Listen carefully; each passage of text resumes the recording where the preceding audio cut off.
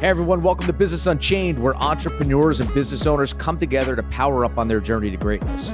Bobby Mascia is the founder and CEO of Greenridge Wealth Planning. All opinions expressed by Bobby and his guests are solely their own and do not reflect the opinion of Greenridge Wealth Planning. This podcast is for informational purposes only and should not be relied upon for any financial decisions. Clients of Greenridge Wealth Planning may maintain positions in any securities discussed in this podcast. You know, I've done a lot of things. I was an engineer undergrad, so it was like, I've done a lot of different things.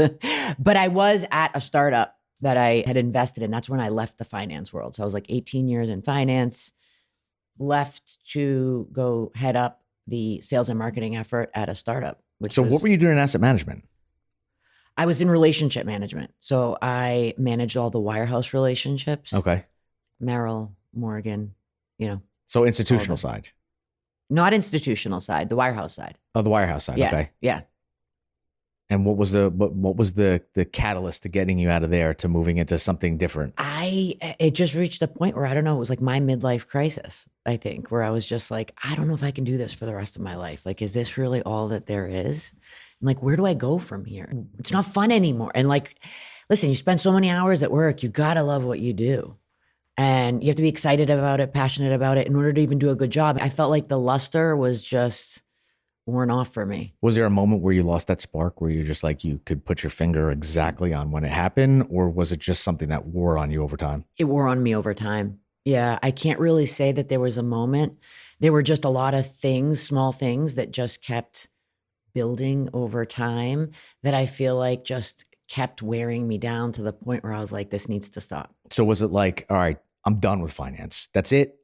I'm done. I want to go start hitting some punching bags. And you ended up in Rumble, or like, what was the evolution? No, there were some steps in between hitting the punching bags. Although I probably needed punching bags many steps along the way, and I didn't have them. So I'm very lucky I have them now. I had started investing in companies as an angel investor while I was in the finance world at like Mason, and I now, were you doing that personally, or were you doing that personally? Okay, personally.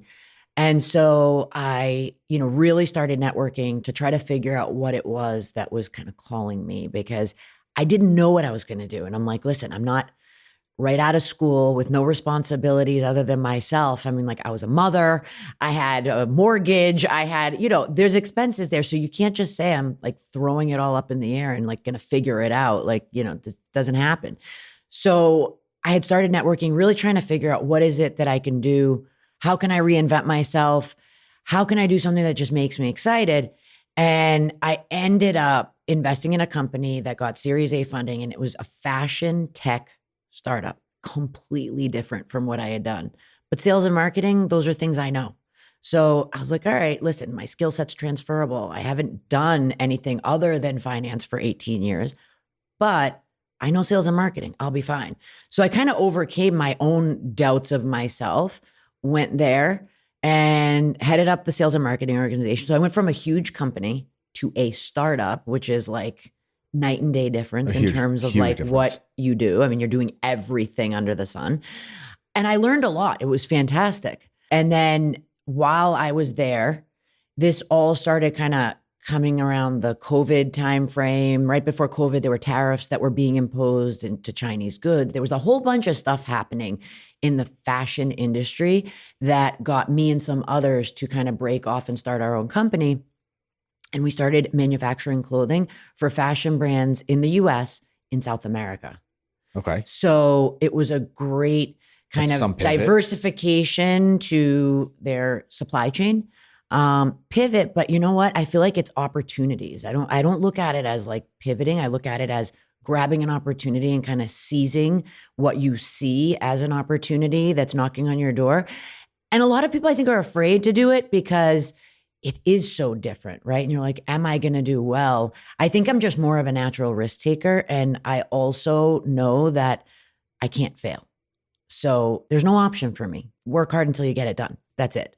And so I'm not as afraid to take a risk because I'm comfortable in what I know what I can do. So we ended up doing that, which was great timing with COVID. I mean, not really, I don't want to say it was great with COVID, but it actually was something that helped a lot of companies during COVID because they needed to get out of Asia.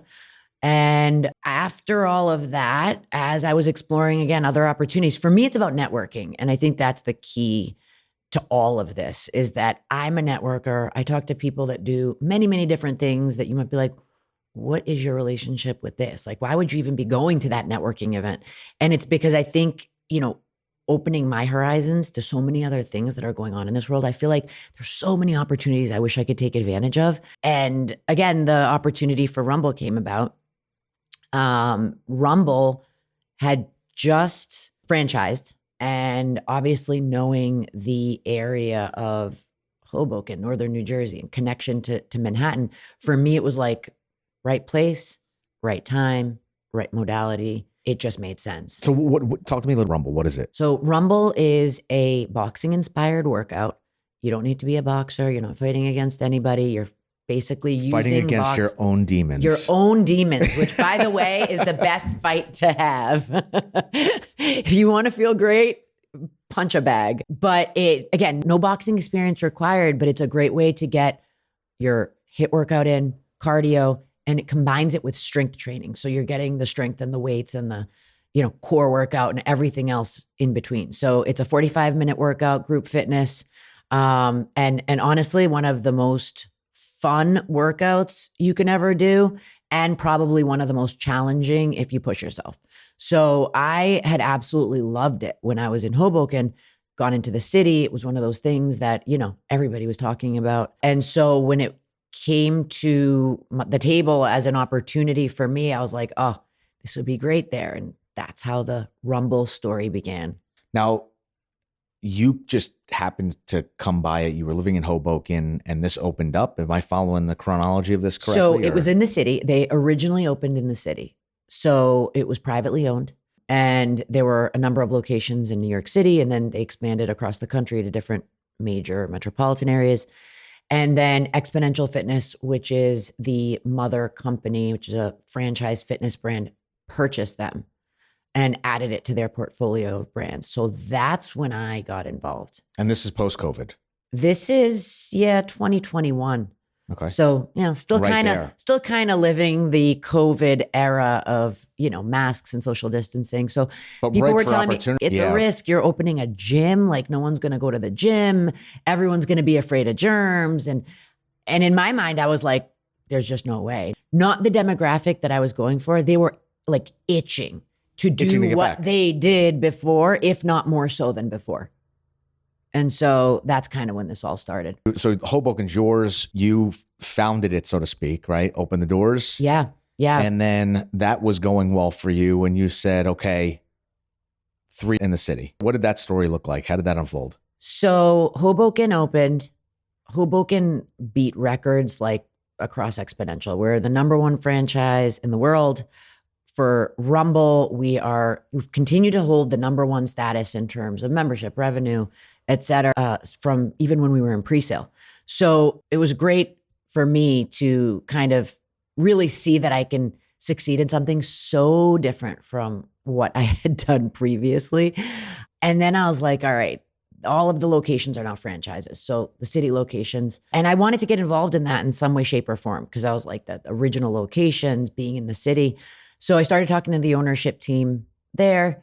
And listen, it was a lot of back and forth. It took a little over a year to kind of reach that agreement of how that was going to happen. And I was able to take over the city locations.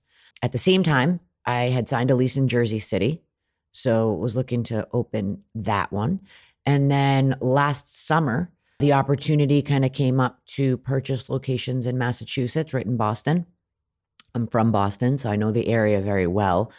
And I feel like it's really important to know your demographic in the area. You cannot do this. Like I can't open in Missouri. Like, there's just absolutely no way I would ever be able to do that. So the reason I kind of went a little further out is basically because I knew the area, I knew the demographic, and I felt comfortable being able to mimic my, SOP and how to run these places in a location that's not necessarily like next door. So what's the plan for Boston?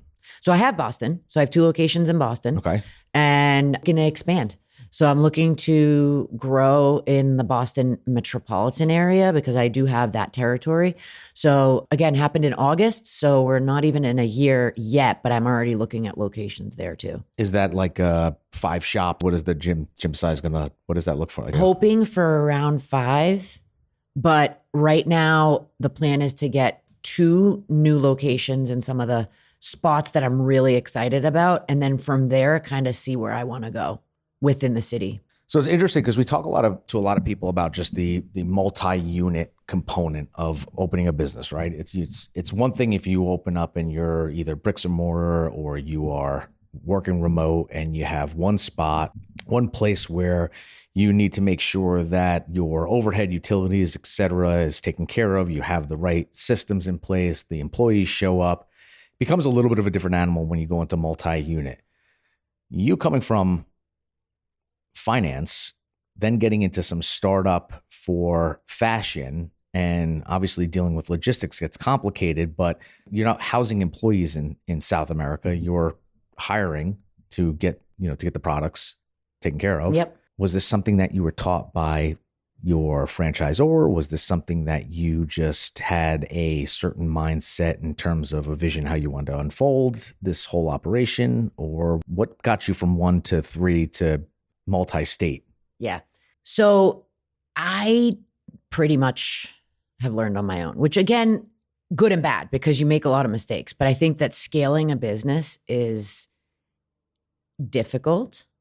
And I think that there are definitely differences when you have one brick and mortar location that you're spending 100% of your time on, and that's what you're focused on. And you know everything inside out. When you go to 7, 8 locations, all of a sudden, you can't be on top of every minute detail. So what do you give up? Who do you give it up to? And what are you still kind of in control of, but at the same time, still feeling like you have a pulse on the business? So it was a lot of growing pains to kind of, because I went from 1 to 4, actually 5 in a matter of a day. So you had to evolve quickly. The evolution had to happen pretty quick. And I think that it's a combination of me doing my own research. I'm an avid reader. I love to read. I love to learn from other business owners. I love to just really immerse myself in so many different aspects of what I'm doing and how I can learn from others who have done, what I'm looking to do. Well, you said you're a big networker. And I'm a big networker. Reach out to your network. Were you vulnerable enough to kind of say like, hey, listen, I'm doing this? I think that you have to be vulnerable because if you think you know it all, you know nothing. I am probably the most vulnerable when it comes to business because I think that if you don't ask and you think you know everything, you're again just stuck in your own bubble and you're not going to grow. So 100% went to so many different people and was like, how'd you scale? What did you learn? What do you do? And I have a lot of friends who are in business. I have some other friends that are multi-unit owners in different businesses, but there were so many things that I was able to take from them that I felt like I could, all right, this works for me. This doesn't work for me. I mean, sometimes it's a personality thing too. Like, what do I need to be on top of? But again, it was really like hiring the right people, which for me is such an important piece of this. Like, I can't say enough how critical it is to have the right people on your team. And even those right people aren't always going to be the right people as you grow, which is another, situation that you have somebody that could be phenomenal in one location doing a certain role. Then all of a sudden you're trying to get them to scale and them to grow and them to take it to that next level. And they might not be able to. That's not their forte. Yeah. So you can't put that on everybody. And I think it takes a very unique individual to be able to grow like that because it's a lot of growing in a very short period of time to expect from people. So really being able to recognize the people that have that capability and that skill set, and then also not necessarily turning away those that are really good, but maybe not ready for that, figuring out what their role is in this whole thing. Right. So it's I always say that you want the right people on the bus, but you also need to like move them around in their seats as you start to grow, because the same person that may have taken you to one spot might not be the same person that's going to take you to the next level. Nope. And you have to make sure that you're finding where they fit best and staying in that little pocket So you're getting the best out of them because that's the happy spot for them. Well, I think that that's another thing is that there's very traditional roles in business where it's like you're head of marketing, you are head of sales, you are head of whatever. And I think that those are just pigeonholing people into roles that they don't necessarily always fit into. So I like to be creative in the roles that I create for people. I think that, for example, in a gym environment, you have the general manager, you might have an assistant general manager.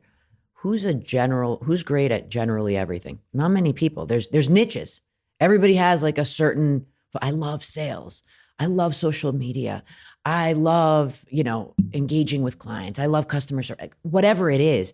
So instead of just pigeonholing people into a role where half of what they do, they love, the other half they don't love, which again, you're going to get great performance on one side, not great on the other. And at the end of the day, most people look at that person and will say, you're not doing a great job. They would be if you were giving them what they're passionate about and what they love. And so I think it's really trying to redefine and get rid of all what's supposed to be and do what works. And I think that kind of getting rid of all of those misconceptions of how you're supposed to do it. You don't have to do anything just because someone else did it that way, reinvent it, do what works. And I think people are happier. You get longer retention, employee retention, which in my business is a big deal. You probably go to gyms where there's turnover. You don't see the same person at the front desk. You don't have the same trainers. Things just happen to turn around. And that's what causes people to leave. It's one of the reasons that causes people to leave. So how do you avoid that? It's like taking all of the problems and saying, let's figure out a solution. And I think that that's a different way of looking at a business than, all right, let's look at the numbers and let's look at, who came in today and how many sales we made. That's important, but it's identifying the big problems and saying, how are we going to put a stop to those big problems, or at least curb the, deterioration or any retention issues or whatever it is that's your problem. Look at those big problems, try to find a solution and see if it works, because then everything else that you're doing is driving towards solving for those problems that you don't want to encounter in your business. So the sales will come, the members will come, all of the things will come because you're looking at the big issues. And I think that you're really trying to solve for those versus looking at the trees, not the forest. I think there's a lot of people who just don't have that kind of intuition and they need some sort of a process to follow. So there are things like EOS, an entrepreneurial operating system, which, we've kind of taken a look at. But to your point, when you do have that entrepreneurial mindset, just to take a step back and really kind of, tailor somebody's role or, their strengths to their day, it's really powerful. We hear for the past couple of years, I used to run an exercise once a year with these guys. And I get the big white, what do you call them? Notepad stickers. The erase board? Oh, yeah. And everybody would get the pad and it would be, all right, what is it that you see that are your roles and responsibilities?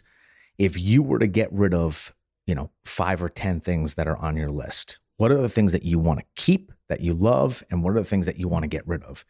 And then what we'd start to do is we'd have like a little bit of a powwow session where we would say, okay, now that we're growing and we're evolving, what is the next role for the person that we need to bring on where their strengths are really going to complement the things that, people don't really love to do around here? And that's how a lot of this has evolved. But it was trial and error. It was not, here's the recipe, get after it. No, it's not. And I think that in this last year, especially, we've gone through a lot of different changes. And I've told the team, it may seem like there's a lot of change. And there is. But it's because we're constantly refining. And I don't know it all. And I'm not going to claim to know it all. But what I do know is when something doesn't work, I need to fix it quick because I can't let something keep going. Change is important when you see something doesn't work.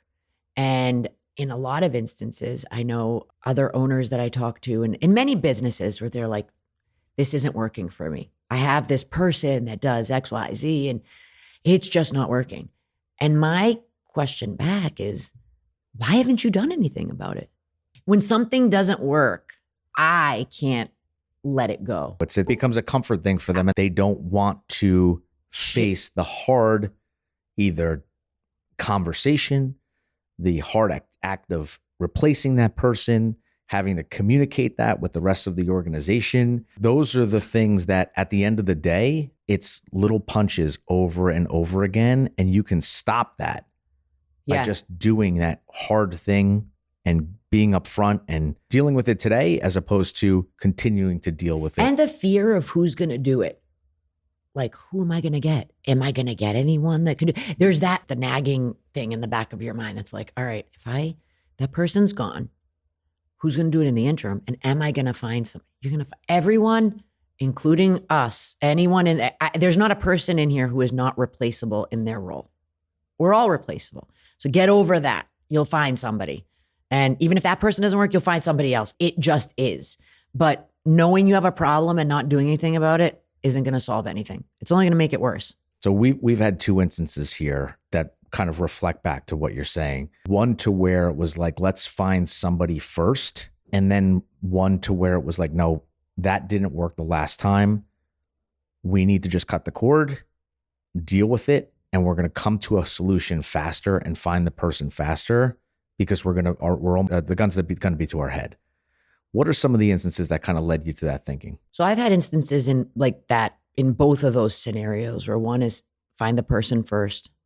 Others, get rid of the person and just figure it out, because it'll kind of make you find someone faster. Or it's a poison to the organization. You have to get rid of that person regardless. I would say that there's no right or wrong. I think that as a business owner, you have to do what's right for your business. So in one instance, I had a very, very popular trainer who was just killing it from the eyes of the public. So people walked in, loved this person, waitlisted classes, literally the star. Okay. So for me, as a business owner, I have to look out for my business. And so for me to just say, I'm going to just let go of that person and then figure it out later wasn't an option. So I had to figure it out before and then make the decision, because that was a little more strategic in nature. It has to be strategic. In certain situations, you have to be very strategic, and you have to think ahead, and you have to be 2 steps ahead of everybody. And so in that instance, yes. In another instance, there was a situation where we had somebody kind of like marketing, partnerships, events, et cetera, wasn't really doing much. And, it was an issue ongoing, where it just reached a point where it was like, see ya. And I handled it for a while until we kind of found people to manage it. And it lights a fire basically to get you to make a decision.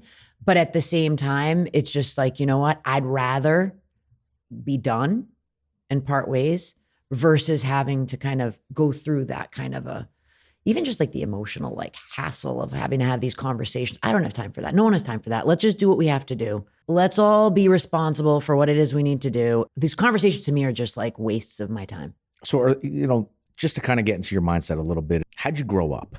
Did you grow up with entrepreneurial parents? What was the landscape that kind of created your mentality toward business? Since you did a lot of figuring out, right? Yeah. This was not something that you said, I grew up around this and this is how, I can stem back to my decision-making processes.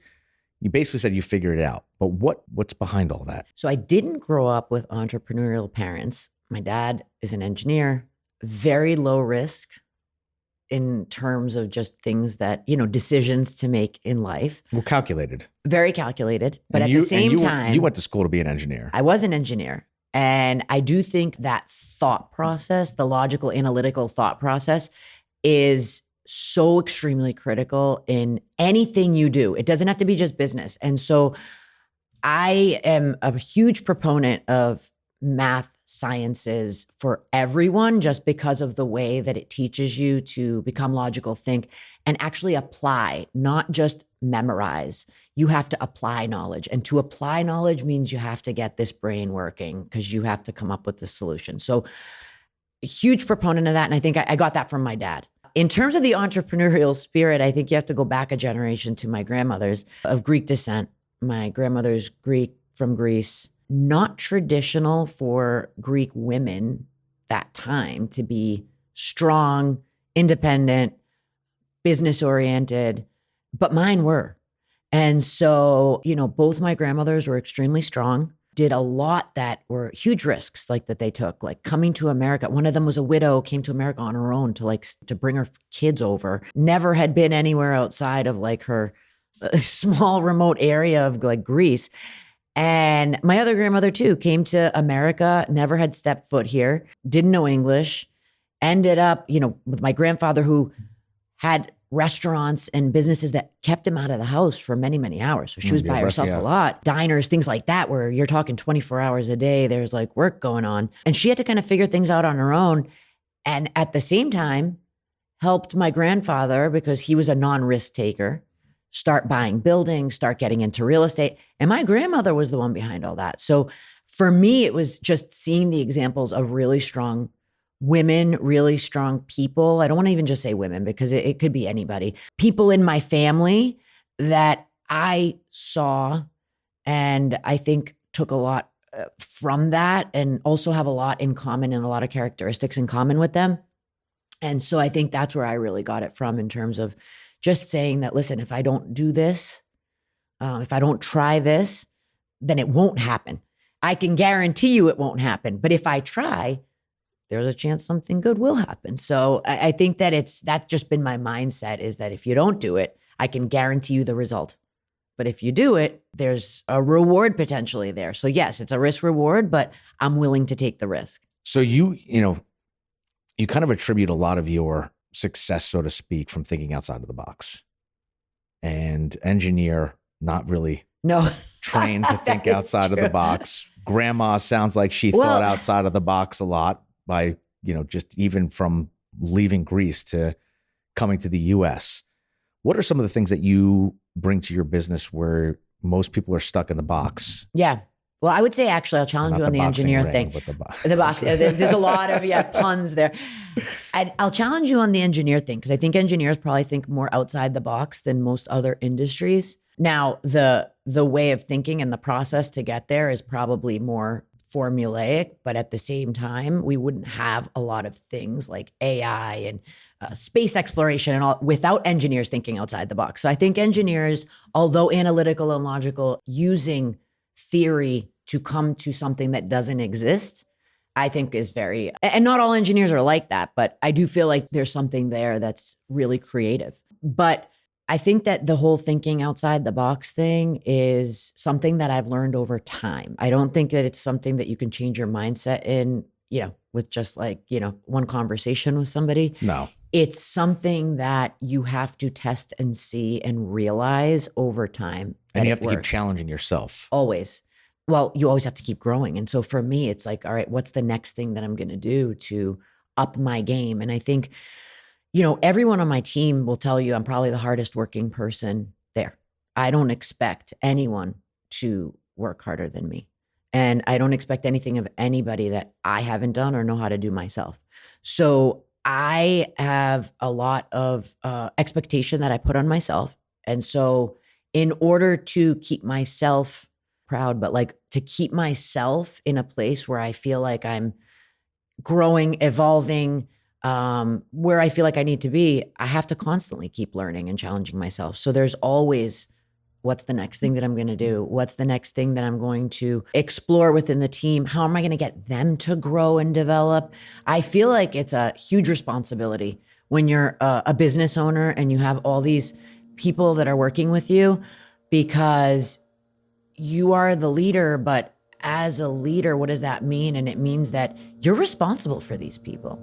You're responsible for their growth. You're responsible for their progression in an industry or in their field. You're responsible for so much. You feel kind of like a parent in a way. And so, for me, that's a really big responsibility that I take seriously, because I feel like when you're part of that circle and that circle is just working with me and the team, I take that very seriously. So I also take it very seriously when you're not doing what you need to do in that circle, because there are others that are.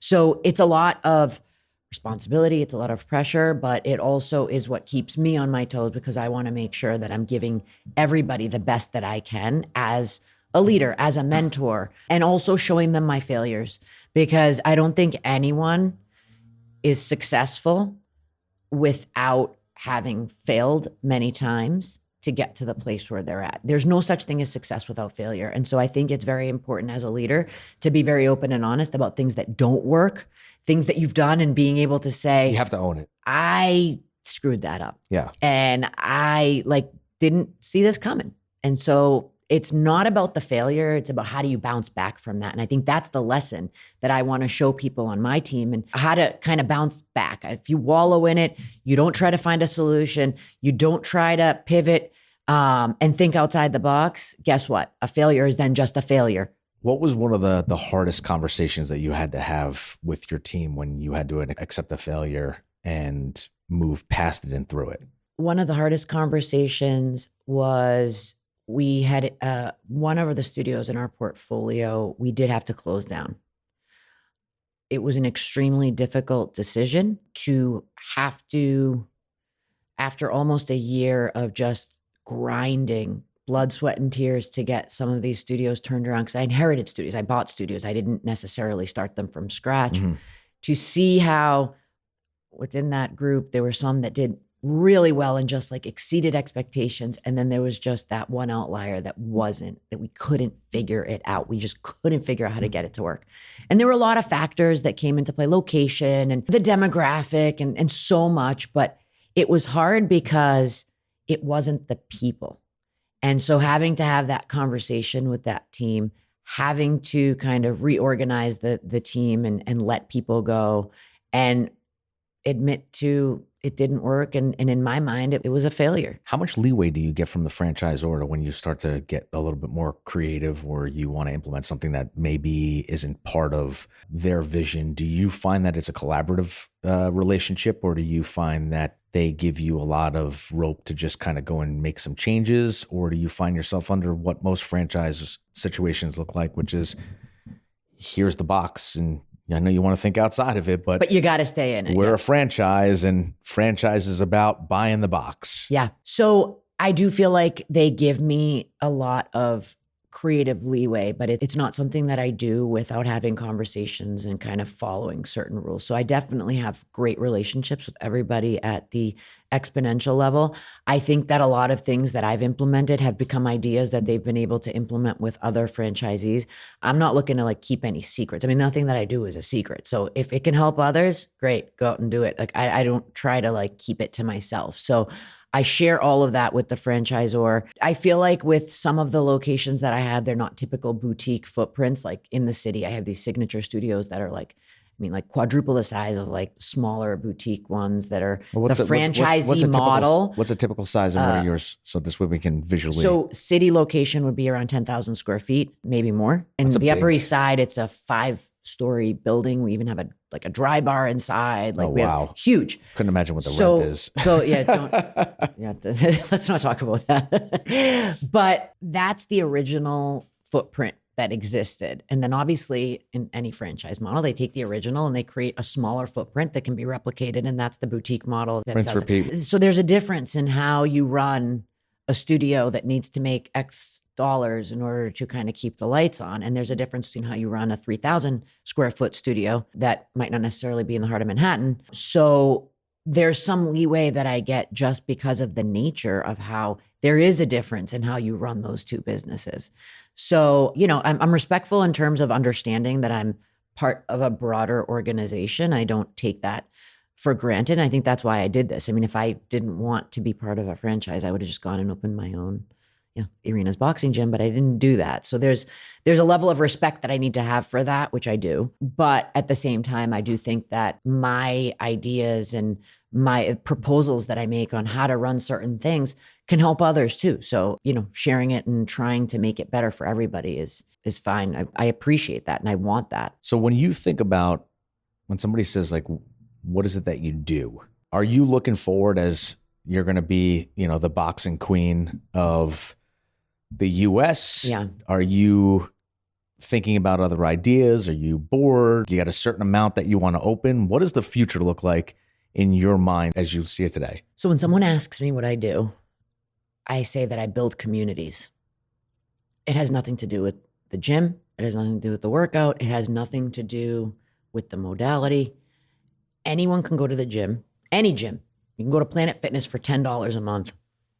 If you go every day and you do a certain circuit of workouts, I can guarantee you that in 6 months, you will see a difference in your body. Again, with healthy diet, all that. You'll see a difference.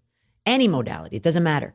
So coming to Rumble just for the workout, yes, it's great. Yes, you'll see results. Yes, that's wonderful. But guess what? After 6 months, no matter what it is that you're doing, at some point you're going to get bored and you're going to say, what's next? Human nature, gym fatigue, it happens. So, all right, we know that. So then let's not have a gym. Let's not call it a gym. Let's not make it a gym. Let's make it a community, because it's a much harder thing to leave when you feel like you're part of a broader community. In a post-COVID world, everybody's looking for a community. Look at the online dating explosion that has happened in the last 10 years. People are dying to find ways to meet people. They're dying to find, there's even like friendship online groups that you can join where it's like, I need friends. I moved to New York City. I don't know anybody. How do I make friends? Mm-hmm. So it's building communities. So now, how do you, could that mean other types of communities? Yes. But for right now, it's kind of focused in the fitness space. Yeah. well, you started this off by saying networking is one of your superpowers, right? How do you build the communities in the gyms? Because I've seen it done a couple of different ways. There are some that are a little hokey. There are some that are just inefficient. What is it that you look at when you say, this is what my community offers? So there's a couple of aspects to that. I would say one is your staff. It is so absolutely critical to make sure that your staff's values align with your values. There are a lot of people who I've seen who come in to do a job, leave, and that's it. And listen, that's okay. I'm not saying that that's a bad thing, but that's not what I'm looking for. And if you're going to be part of the top performing studios, and there's a reason for that, then I want you to care. And I want you to make sure that every person that walks in feels seen, feels appreciated, just feels like they're in their second home. So it's a very innate thing that you can't put a description on. I can't tell you that when somebody walks in and they say this, the answers to these questions, that's the person I hire. It's a feeling. It's just that connection. It's a person that wants to connect. So staff is very important. Making them happy as staff, being at your studio is also important, because the second that person leaves, they're the connector. They're the person that I go to make sure I'm there, to feel like great. They're gone, your clients are gone. In addition to that, adding to that, it's about the community, right? So people live in a town, a city, whatever. They want to feel like that community is also brought to them in these four walls. So what can you do? Partner with businesses. Make it where everything in that community can be found inside your four walls too. Create special moments. Treat people like people. Member only perks, events. Like, people don't care about the price that they pay for something unless they can't articulate the value. Mm-hmm. So in the absence of value, price is going to matter. So if I feel like I come to this place and I get so many different things that fulfill me in my heart, fulfill me in my soul, fulfill my body, I'm not leaving. And so it's all those touch points. And I've told the team it's a progression where it starts with the body. They're coming in, they're working out. It then starts, then it's the mind, where it's kind of just like seeing things that are kind of coming together and seeing that intersection of city and community and the people, and, making sure that they're meeting finding ways to even get them to meet other people within your community, right? And then the last part, which to me is the most important, strongest part that really holds people, is the heart. How do we do that? We find people in the community, we get to know them, and we realize what it is that matters to them. We had a member who was part of an organization. She actually lost her father at a very young age. And there are organizations out there that are tailored to children who lose their parents at a young age. And they have a lot of different activities for them, and they do camps, and they do whole bunch of things to kind of make these kids just get through and understand grief, because it's very difficult to process that when you're a child versus being an adult. So again, she came to us and was like, this is something that I'm really passionate about.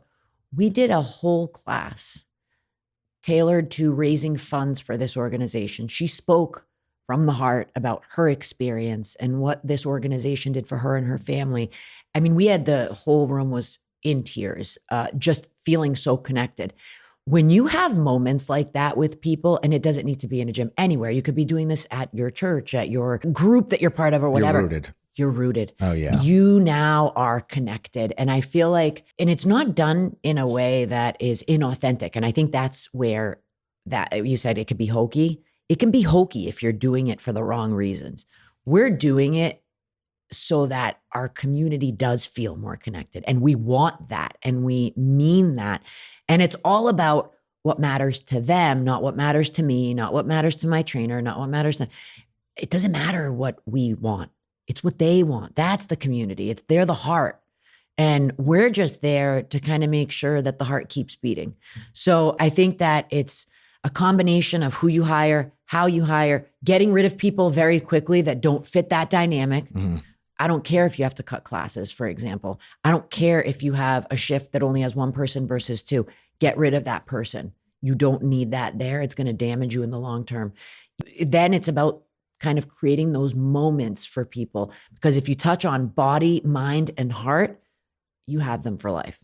So how do you find these people and then get them to kind of champion your message when you're in New Jersey and you have New York all the way up to Boston that has to carry that culture?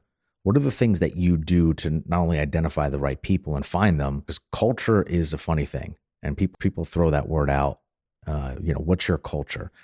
And it all is, there's always going to be a culture. It's just a matter of who's really championing it, mm-hmm. right? I mean, totally. If you're not there and you're not carving the path, somebody else is going to carve the path and create the culture for mm-hmm. you. How do you find the people? How do you keep that moving forward? So I have a pretty unique interview process. I don't really care about a lot of the things that they've done in their past from a work perspective. I feel like a lot of things are learnable that you're doing from the aspect of if you have to do X, Y, Z as part of your job, I feel like X, Y, Z is teachable mm-hmm. to most people. Can't teach people how to be good people, but you could teach them how to do tasks. And I tell everyone, you cannot teach people to be good people. You cannot teach people to care. So a lot of what I talk about in my interviews with people is just their interactions with friends, interactions with coworkers, moments in their life that matter to them, moments in their life that stand out to them, situations that come to mind that were difficult and how they dealt with them. That's what I talk about. I don't really care if you know how to do an Excel spreadsheet. I'll teach you how to do an Excel spreadsheet. Who cares? Was this something you learned along the way, or did something happen to where you've kind of figured it out? I would say that it was one of those things that I realized over time. When I was in that stint during, finance and I was kind of in different roles and growing in different avenues and seeing certain things happening around me that I just couldn't understand. Like, why is that person getting promoted? They're the biggest jerk of all jerks. And that person's the one getting promoted. And I guess for me, it was, if I'm going to have people around me that are going to be working with me or getting promoted or kind of in situations where they're the core group, I want to make sure that they're just good people, because just because he's good at X, Y, Z, like he's a jerk. I don't even want to talk to him. So all of a sudden that guy is getting promoted. And it wasn't so much promoted meaning over me. It was even like other departments, but I just couldn't understand why certain people were in certain roles. And I think it just started to make more sense to me. Because that was the old school mentality. It was about the resume. It was about the resume. It was about... And I've hired people like that. And I've been around organizations where they've hired people like, because I'm of the same mindset, right? I could teach you how to do finance. I can't teach you how to have a good ethical, moral compass. I can't teach you how to be a good conversationalist. I can give you tips and tricks, but I can't teach you how to be that good person that people want to be around. And how many times do you find yourself in organizations where it's like, they'll look so good on the resume, but I can't get lick of like value from them. I know. So, I mean, listen, I think that was kind of, for me, eye-opening. So when I had the opportunity to hire myself for my own business, my thought was, listen, let's start with the core. What is the most important thing that I'm looking for? And it's good person. Now, that's such a broad category, but what does good person really mean? It means somebody who has a moral compass, somebody who tries to always do right. Now, we all make mistakes, and that's part of being a good person too. You still screw up. It doesn't mean you're not going to screw up, but it means that the values and the core of that person are well-intentioned. Mm-hmm. And I say, all right, if that's the core, then we build from there. What are some of the other things, like being a great people person, just being able to talk and connect and feel. And that's so important in the industry that I'm in, building communities. You're not going to build a community with an introvert who doesn't like talking to people. And everything depends on the role, right? If you're hiring somebody to do a task that it doesn't require them to be there at 8 a.m., and they're not the most punctual person, but they try so hard, it's like, just stay a little later. But if you have the person who needs to be there because the class starts at 8, they have to be there at 7:30. Well, then you're looking for that characteristic 100%. In a person, that they're going to be there. They're going to show up. They're going to be dependable. How do you find the good person? It depends on what you're looking for. It depends on what you're looking for. But I think that for me, that's just the basis of it, is really kind of interviewing for that. Tasks and skills can be learned. And especially if there's a desire and somebody's excited and happy and feeling like they're in a place that they belong, you give more then, you know? And I feel like I always show to my team, in order to build that culture across multiple states when I'm not there, it's me giving them that, appreciating them, showing them that I value this in them. And it comes in different ways. I mean, there's a lot of things that come up that are personal, that come to the table where I have conversations with people about personal things that they're going through. And I'm going to be there to support them. And so I show them that, I don't just expect them to be good people. I'm a good person. I try to live my life as a good person. And so I hope that by being able to extend that and show that to them as an example and kind of lead with that example, that it infiltrates through to other parts of the organization, people that they hire, people that they have on their teams. And, I feel like it just creates a stronger bond. Now, that also makes it more difficult to say goodbye when something doesn't work. Mm-hmm. But it's a balance of still realizing that it's still a business. Well, that's that. There's no plan B until you've exhausted every other option. And sometimes you've gone down the path, you've given it your best go, and the right decision is to pivot. And you have to be dynamic enough to be able to pivot, because if you don't pivot, you can drive yourself right into the ground 100%. And you cannot dig yourself out of that hole. No. I'm just, think about things that kind of keep me up at night. And one of the biggest things that keeps me up at night is something that you had mentioned early on, is really more opportunity, the loss of an opportunity and taking advantage, than it is of doing something wrong. And I've had this conversation with multiple people. It's like, if I have something that's just in my bones aching, like I just have to do it, I'm going to spend more time, if I don't do it, regretting not trying it, than I do if it's lost energy, time, money, whatever it is, by moving forward and trying it. What is some things that kind of keep you up at night? So opportunity definitely is one of them, because there are so many opportunities that come your way and you're like, if I only had an extra, X number of dollars just sitting around for me to take advantage of this would be the best thing to get into right now. Or if we were in a 36-hour day, oh my God, how much I can accomplish. That definitely keeps me up at night. I think it's a lot of times it's the emotional part of it. And I know that sounds so, not something that you should say as a business leader, because everyone's like, take the emotion out of it and, look at things black and white. I wish I could, but I'm just not that type of person. So I do feel like a lot of things that keep me up at night are issues that I have with my staff, things that are going on that are, I have to find a way to manage. And how am I going to kind of handle it? The emotional part of it does get to me. And I do need to kind of sometimes separate myself out from it, but I do feel very connected to everybody that I have there. And that part tugs at me when I'm having issues. And listen, with that many, there's issues all the time. So those things do get to me. I also kind of struggle with where it's going and kind of thinking about what my next steps are going to be, and really like making calculated risks. Like, what is the next decision? What is the next step?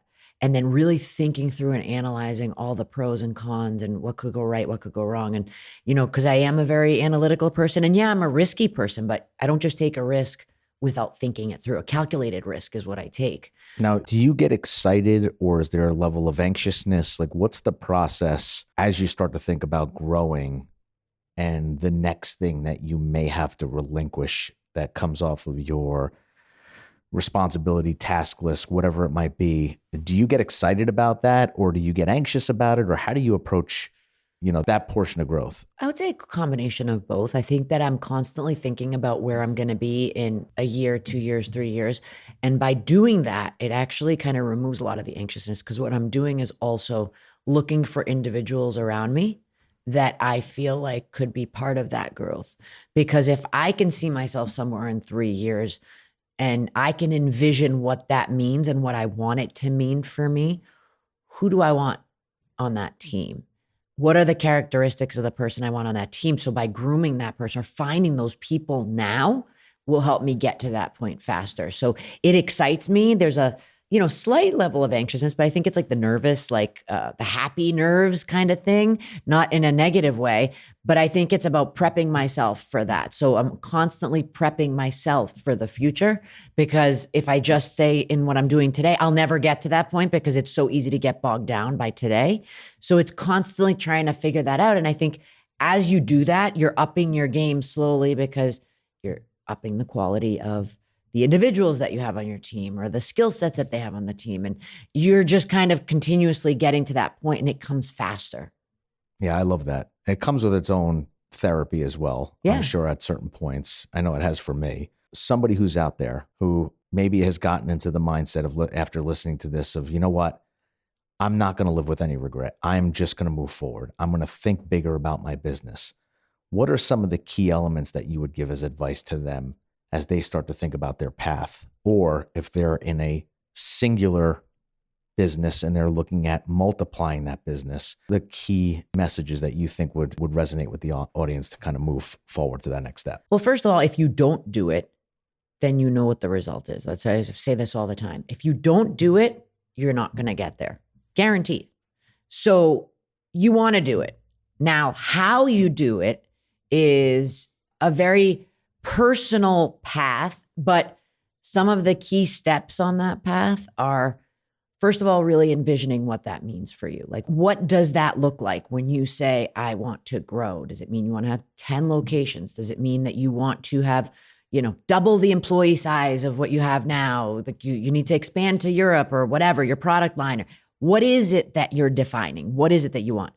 Now, every step along the way is thinking through, how do I get to that point? So in order for me to get to the destination, which is never a destination, it's still a stop, but your next destination, what are the things that you need to do? Is there, a timeline? Is there some steps that you can put in there? Think it through, analyze it. So having that blueprint is going to help you. Secondly, talk to other people. Whether it's, networking with other people that have done what you want to do. Look up people on LinkedIn. People are so friendly when you're asking them to tell you about their success. Oh, yeah. People love talking about their stories.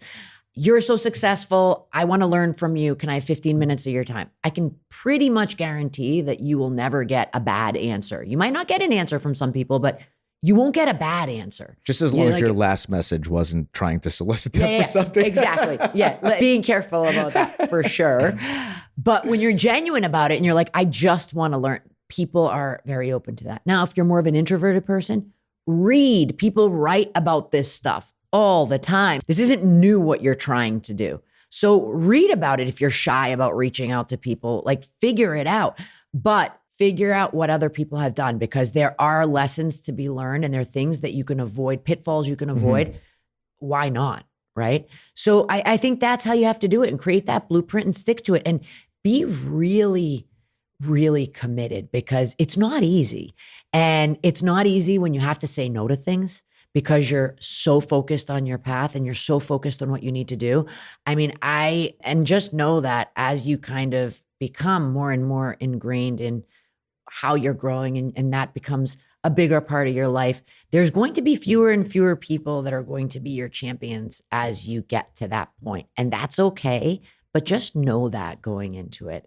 So true. I think it's really important because it's a hard lesson to learn because that's a very emotional part of getting to a certain point is that you do lose a lot of people. And I think that Hurts the ego a bit. It does. And it's like people that you sometimes don't even expect. And you need to know that if you really want something, then that won't end up mattering, but really want it because it's a lot of work. It's a lot of work. It's a lot of commitment and it's a lot of sacrifice. So, there's going to be a lot of things you have to say no to, and you have to be okay with that. So the last thing I want to end this with is if you were to go back to day one, start this whole thing all over again. You say things are hard, right? This running a business is difficult. Definitely. Even with hindsight being 20/20, what is the one thing that you would just maybe push pause and not do it all over again? I'm going to say nothing, and I'll tell you why. And it sounds like a hokey answer, but I'll explain. There were so many steps in my journey, starting off as an engineer, finance, fashion, tech, now owning a gym. There's a lot of steps in there, but I wouldn't be the person that I am right now with the mindset that I have, with the confidence in myself that I have, with the ability to really see myself for who I am, which is the good and the bad. And that's really tough to do sometimes, but I wouldn't be this person if I didn't go through all of those steps. And I feel like although there are steps in that whole process that probably hurt, were failures, were difficult to go through, were not the best of times, both financially, personally, mentally, just all of that. I don't know if that would have made me into this person. So I think that those things that you tend to regret are probably the biggest lessons that you're going to learn in your life and stick with you. And you probably call them regrets because you haven't yet learned the lesson that you need to take from them. Because for me, they're blessings. And the regret comes from you not taking the time to, I think, reflect on it and say, all right, it sucked. This sucked. But what did I learn from it? And what happened to me post that? And I think that that's when you start to look at even the regrets and the bad moments as blessings. That was fantastic. I don't think we could stop at a better place other than to ask if people are looking for you, where do they find you? Oh, me? You really don't want to find me. You want to find my businesses. All right. If they're looking for Rumble. No, Rumble they can find. Or if they're looking to maybe they want to link LinkedIn you and they want to ask you. And I love that. So just know that anybody that reaches out to me, I always reach back out. So I love that. But IrinaKapetanakis.com. Also, my Instagram is @Irina.Kapetanakis. We'll have this all in the notes. And yeah, that's the best way to get in touch with me. Perfect. Thank you again for coming. I really appreciate it. Thank you. All right. Yeah.